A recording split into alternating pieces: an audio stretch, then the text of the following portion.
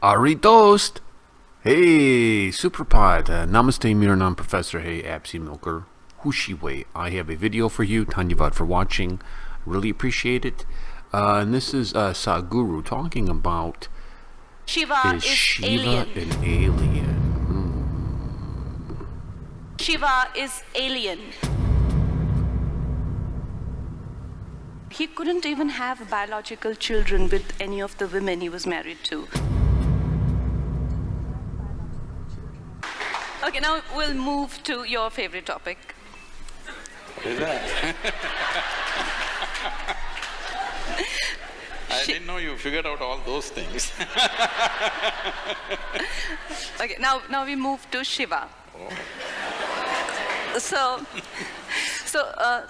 Shiva is what I got from reading about it and doing my practices and spending time with you. Shiva is not somebody sitting up there and looking at all of us. Shiva is a dimension. It is what they say in science, a black hole where nothingness seems to be the origin of universe, where everything seems to be coming out of nothingness and being swallowed into nothingness. That very nothingness is Shiva. So anybody who accesses that dimension, if you access that, you become Shiva. If I tap into that, I can become Shiva. But okay, tell me that so Adi Yogi, very first yogi, was somebody who has access to that dimension. So why is it that you are obsessed with Adi Yogi? Isn't it like making it about the container and not the contained? Sadhguru, isn't it like that? Like you only talk about Adi Yogi. It's like Adi Yogi is the container. Till now I've not said a word about him. You brought him.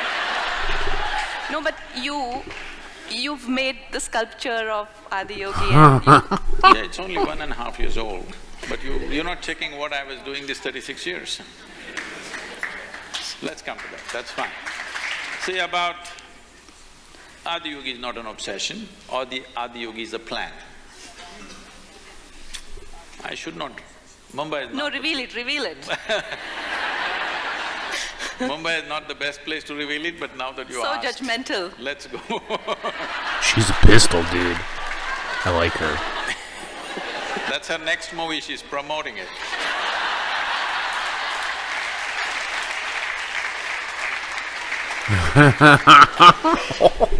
Everybody must watch this Mental and Manikarnika, everything, okay? I'm promoting it so that… So, you talked about nothing. We must understand He's this crazy, man. He's so funny. English language has certain limitations on these aspects, but we can… because we are speaking that language, we can manipulate it a little bit. If you want to understand nothing, you must put a hyphen between no and thing. It's not a thing. That doesn't mean it does not exist. This would have been a ridiculous statement for the Western minds. I'm saying Western minds because all of us are Western educated. Maybe we're living in India, we've born in India, grown up in India, but we're all Western educated. For a Western mind, this would be a ridiculous idea. Of a couple of decades or maybe 3 decades ago, it would have been so. But now, science is talking about no things. That means non-physical dimension of existence, something that is not a thing, but still a powerful force. When I say something that's not a thing, we are not talking about nuclear energy, we are not talking about, electrical energy or amagnetism or anything. Simply nothingness is tremendously powerful. Today they're calling it, black existence or dark power, or many things are being used. So essentially, you're talking about a dimension which is a source of something. Now this is something, everything here is something. But this has come from all that we call as nothing because it's not a physical form. A physical form, in essence, means a certain defined boundary. You call this a physical body because this is a defined boundary. If there is no defined boundary, this cannot be physical. So when we said yoga, this union that you're… inclusiveness you're poking at me is essentially that you transcended your physical nature, so you are not a something anymore. Once you're not a something, there is no defined boundary for you. Once there is no defined boundary for you, union is the only way you can exist, there is no other way to exist. This is not just a concept, this is a living experience, this is the reality of the cosmos. That if you look up in the sky, even a little child looks up in the sky, you will count stars. Maybe there are millions and billions of stars out there, but still, all the stars put together, they do not occupy even 1% of the space out there, isn't it? But nobody pays attention to that space, that is nothing. So this 99% or more, 99.9% is vast nothingness in this few specks of something. But your attention is only there simply because your visual apparatus are made like that. You're not able to grasp what is not there. You only see whatever stops light, in the sense, you're able to see this hand simply because it's stopping light and reflecting. So your ability to see is always limited to whatever stops light. See, right now we are sitting here, our microphone, our light, everything is important, but the most important thing is the air that we're breathing for our existence right now. But we cannot see it. Does it mean to say we can do without it?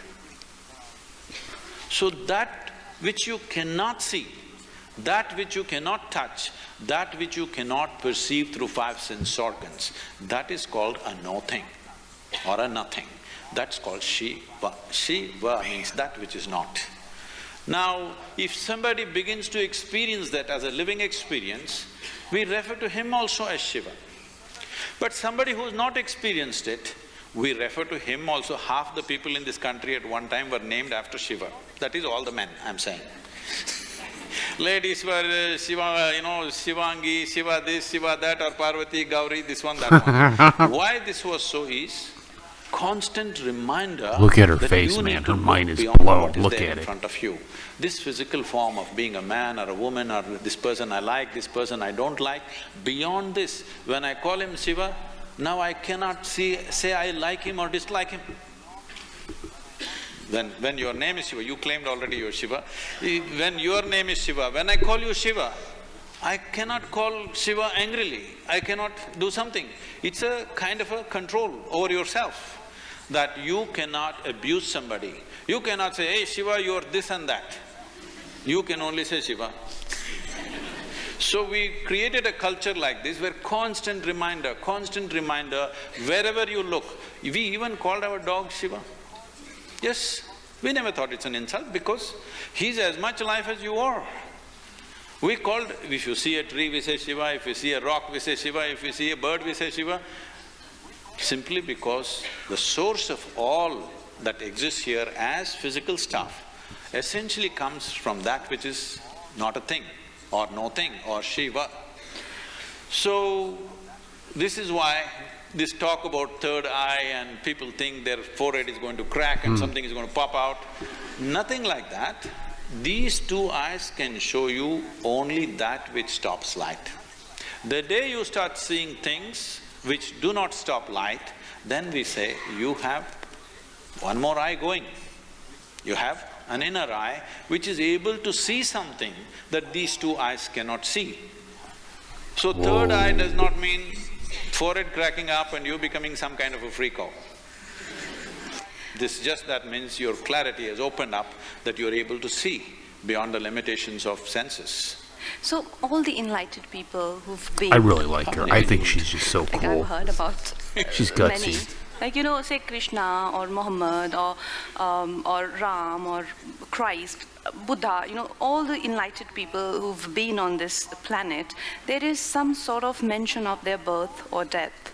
But when it comes to Shiva, like you say, and I've read that he was self-created, and I often ask you this question, that did he like disappear into thin air, and apparently something like that happened. He couldn't even have biological children with any of the women he was married to. Also, he… At least you can't blame him for the population. Sadhguru, I'm coming to something very important. There is a theory… Population was very important. No. Too. There is a theory that Shiva is alien. Oh. See, till now you've been talking about inclusiveness and suddenly you call somebody an alien. No, Sadhguru, there is a theory. I must tell you this, every time I enter United States, at the immigration, I end up standing in that line which says, resident alien. I look around and see I'm the only one who fits the description.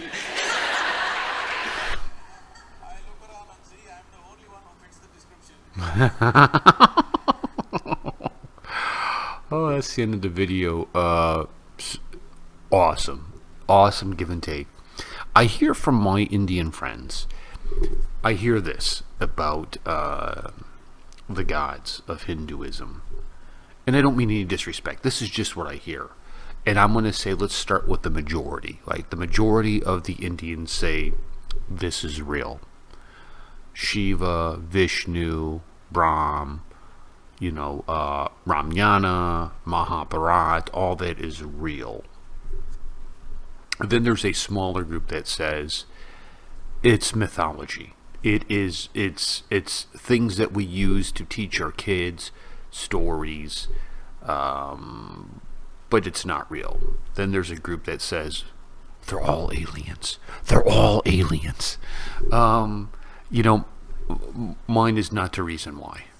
What I can tell you is I've enjoyed studying Hinduism. What he was talking about, I mean, he's getting into quantum physics, and this is the thing that blows my mind about India, about Hinduism, because I think the Western mind looks at India as a strange, exotic, third world nation with snake charmers and women dancing and kind of this land that time forgot, right? I'm not saying that's what I think of India. I think that's the Western idea of India, is only now that their eyes are opening and they're seeing so much more come out of India with voices like me heralding the kings of the East to people. That's the perception. But yet, when you look at yoga, when you look at the philosophy of Hinduism, how were they able to get this stuff right? How were they able to know these things and bring it forth? Man, there's some ancient scholarship going on in India that, mind blown, very good. It's very good teaching. It's very good understanding. I think there's a guy, is he liberal? Is he the liberal Hindu or the logical Hindu?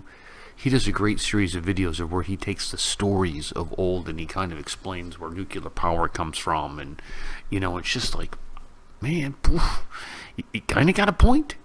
You kind of got a point. So that was a very good video. I enjoyed that. I hope you enjoyed it too. I just want to say again, Tanyavad for watching. And if it wouldn't be too much trouble, would you please like and subscribe and share this video?